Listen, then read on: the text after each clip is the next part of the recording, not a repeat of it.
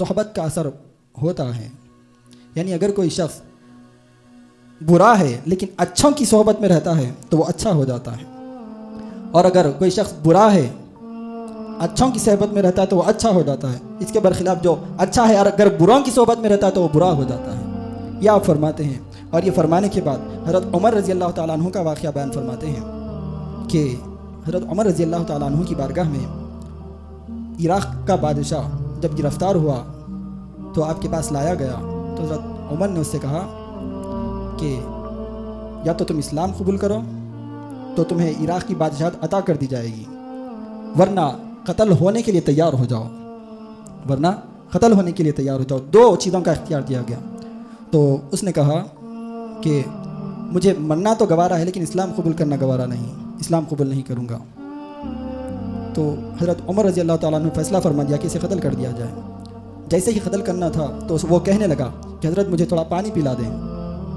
تو حضرت عمر نے فرمایا کہ اسے کانچ کی گلاس میں پانی لا کر دے دو. تو پانی لایا گیا تو وہ کہنے لگا میں نہیں پیوں گا.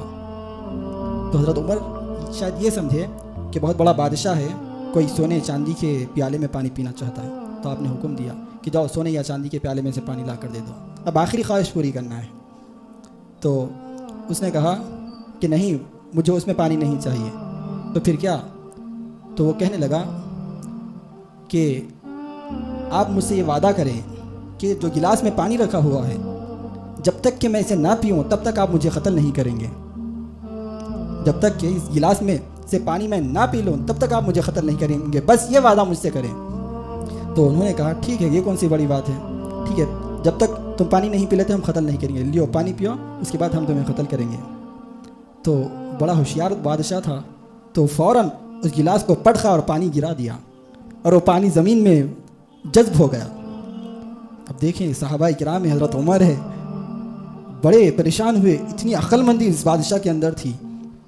تو جب دیکھا اس نے کہا کہ حضرت آپ نے تو وعدہ کیا تھا کہ جب تک آپ مجھے قتل نہیں کریں گے جب تک کہ میں اس میں سے پانی نہ پیوں گا, اب پانی تو رہا ہی نہیں, اب میں پانی نہیں پی سکتا اور آپ مجھے قتل نہیں کر سکتے. تو حضرت عمر رضی اللہ تعالیٰ عنہ وعدے کے پکے تھے, حضور کی صحبت کا اثر تھا, حضور علیہ الصلوۃ والسلام کے تربیت یافتہ صحابی تھے, آپ نے جو وعدہ کیا پورا کیا, ٹھیک ہے جا میں تجھے قتل نہیں کرتا. لیکن حضرت عمر نے اس وقت کیا کیا کہ اسے آزاد نہیں چھوڑا بلکہ ایک بزرگ کی صحبت میں اسے لگا ڈالا, بزرگ کی صحبت میں اسے لگا ڈالا. چند دنوں کے بعد اس بزرگ کی صحبت کا اس پر یہ اثر ہوا کہ جب حضرت عمر رضی اللہ تعالیٰ عنہ تلوار کے فرما رہے تھے کہ 2 چیزوں کا اختیار ہے, یا تو تلوار یا تو قتل, یعنی یا تو اسلام قبول کرو یا تو تلوار سے قتل ہو جاؤ. لیکن کچھ دنوں کے بعد وہی شخص حضرت عمر رضی اللہ تعالیٰ عنہ کی بارگاہ میں معروضہ پیش کیا کہ حضرت میں اب اسلام قبول کرنا چاہتا ہوں, اب میں اسلام قبول کرنا چاہتا ہوں. تو اس وقت وہ مسلمان ہو گیا. تو حضرت عمر رضی اللہ تعالیٰ عنہ نے کہا کہ جاؤ تمہیں عراق کی بادشاہت دے دی جاتی ہے. تو وہ کہنے لگا, اب بہت زیادہ دانش مند اور عقل مند بادشاہ تھا, جاتے جاتے حضرت عمر کو نصیحت کرتا چلا گیا. دیکھیں کہ تو حضرت عمر رضی اللہ تعالیٰ عنہ کی بارگاہ میں اسلام قبول کر لیا. اسلام قبول کرنے کے بعد اس نے کہا کہ مجھے بادشاہت تو نہیں چاہیے, بس آپ اتنا کریں کہ عراق میں ایک ویرانہ گاؤں مجھے دے دے, میں وہاں پر رہ کر اپنی باقی زندگی گزار دوں گا. ویرانے علاقے میں, ویرانے گاؤں میں رہ کر میں اپنی زندگی گزار دوں گا, بس اتنا سا گاؤں مجھے دے دے. تو سارا عراق چھان مارا گیا, کوئی بھی جگہ ویرانہ گاؤں نہیں ملا. تو وہ کہنے لگا کہ حضرت مجھے معلوم ہے, میں یہاں کا بادشاہ رہ چکا ہوں, عراق میں کوئی ویرانہ گاؤں نہیں تھا, مجھے معلوم تھا, لیکن مجھے بتلانا یہ تھا کہ میں جب بادشاہت کرتا تھا تو کوئی گاؤں ویرانہ نہیں رکھتا تھا, ہر جگہ آبادی کا انتظام کیا کرتا تھا. لیکن جب عراق کی حکومت آپ کے تحت ہے, اب آپ کی ذمہ داری ہے کہ آپ عراق کو ایسے ہی آباد رکھیں جس طرح میں نے آباد کیا تھا. اگر کوئی بھی گاؤں ویرانہ ہو جائے تو پھر کل قیامت کے دن اللہ تبارک و تعالیٰ کو آپ کو جواب دینا ہوگا. یہ نصیحت کر چلا گیا.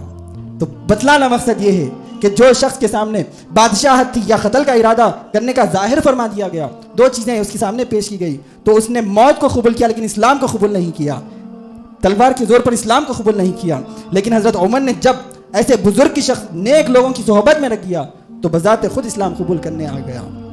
تو دیکھیں کہ صحبت یہ اثر رکھتی ہے. تو حضرت خواجہ غریب نواز رحمۃ اللہ علیہ نے نصیحت کرتے ہوئے یہ واقعہ بیان فرمایا کہ نیک لوگوں کی صحبت میں رہا کرو, کیونکہ اگر کوئی برا شخص نیک لوگوں کی صحبت میں رہا کرتا ہے تو وہ نیک ہو جاتا ہے, اور اگر کوئی شخص نیک شخص برے لوگوں کی صحبت میں رہتا ہے تو پھر وہ برا ہو جاتا ہے, کیونکہ نیکوں کی صحبت نیکی سے بہتر ہے, نیکوں کی صحبت نیکی سے بہتر ہے, اور بروں کی صحبت برائی سے بہتر ہے.